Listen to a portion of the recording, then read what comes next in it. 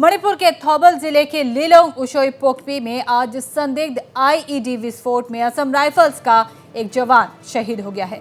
धमाके में असम राइफल्स के 16वें बटालियन का एक जवान घायल भी हुआ है, जिसकी हालत नाजुक बताई जा रही है। दिन के करीब 1:30 बजे ये धमाका हुआ है। धमाका उस वक्त हुआ जब असम राइफल्स के ये जवान अपने नियमित गश्त पर निकले थे। बहरहाल घायल जवान का नजदीक एक निजी अस्पताल में इलाज चल रहा है। तो ये तस्वीरें हम आपको दिखा रहे हैं मणिपुर के थौबल जिले के लिलोंग उशोई पोकपी की, जहां आज संदिग्ध आईईडी विस्फोट में असम राइफल्स का एक जवान शहीद हुआ है। धमाके में असम राइफल्स के 16वें बटालियन का एक जवान घायल भी हुआ है, जिसकी हालत काफी नाजुक बताई जा रही है। यह घटना दिन के करीब 1:30 बजे हुई। धमाका उस वक्त हुआ जब असम राइफल्स के ये जवान अपने नियमित गश्त पर निकले थे। बहरहाल घायल जवान का नजदीक के एक निजी अस्पताल में इलाज चल रहा है।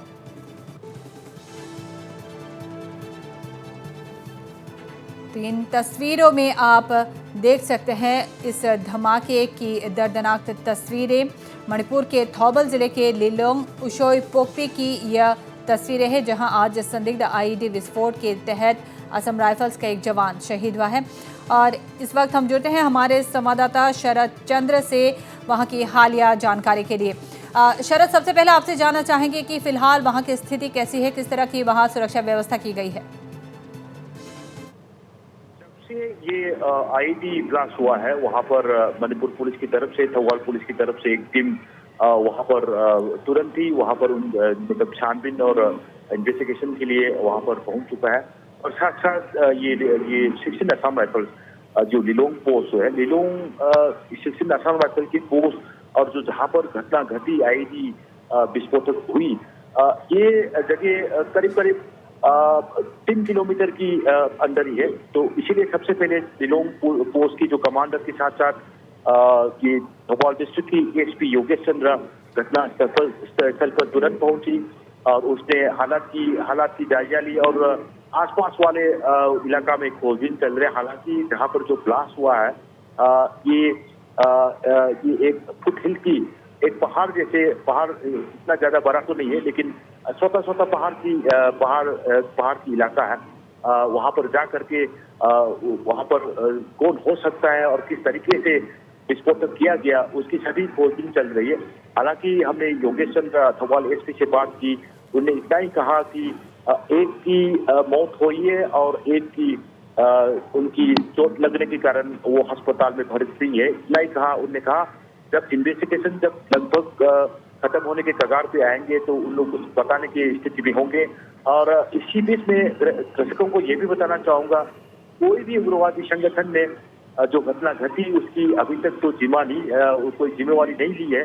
हालांकि पुलिस की और असम राइफल की तरफ से खोजबीन चल रही है और जो घटना में विस्फोट जो किया गया उसमें कौन कौन सा सामग्री जो जुटाने की कोशिश कर रहे हैं, ताकि सिक्योरिटी सुरक्षा बलों की तरफ से भी जो कह पाने की स्थिति में रहेंगे कि कौन सा उग्रवादी संगठन इस विस्फोटक की पीछे हो सकता है। जी शरद, यहाँ आपसे जानना चाहेंगे कि घायल जो जवान है, क्या उनके बारे में, उनकी स्थिति के बारे में कोई जानकारी सामने आई है? एक तो ये जो घायल जो हुई है उसको ये थोड़ा उनको क्रिटिकल जो नाजुक स्थिति बताई जा रहा है। हालांकि नूर हॉस्पिटल भी जहां पर जो घटना घटी उसकी आसपास इलाका लिलोंग में ही रहते हैं, ये नूर हॉस्पिटल, वहीं पर उनकी इलाज चल रही है।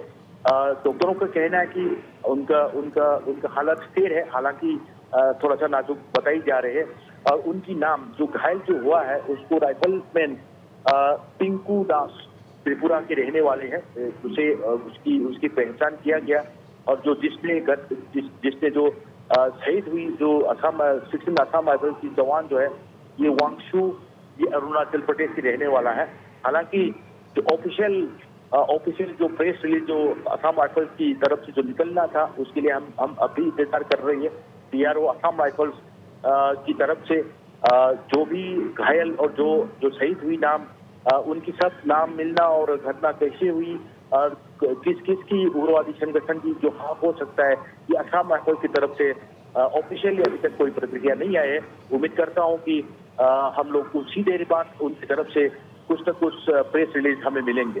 जी, बहुत बहुत शुक्रिया शरद हमसे जुड़ने के लिए और इन ताज़ा जानकारियों के लिए। तो जिस तरह से हमारे संवाददाता ने बताया है कि आज मणिपुर के थौबल ज़िले में हुई इस बम धमाके में शिकार 2 जवानों के बारे में अभी भी आधिकारिक तौर पर बताया नहीं गया है। हालांकि सूत्रों के अनुसार मिली जानकारी जो है वो बता रही है कि इनमें से एक जवान जो है अरुणाचल प्रदेश के रहे हैं और दूसरे जवान जो हैं त्रिपुरा निवासी हैं।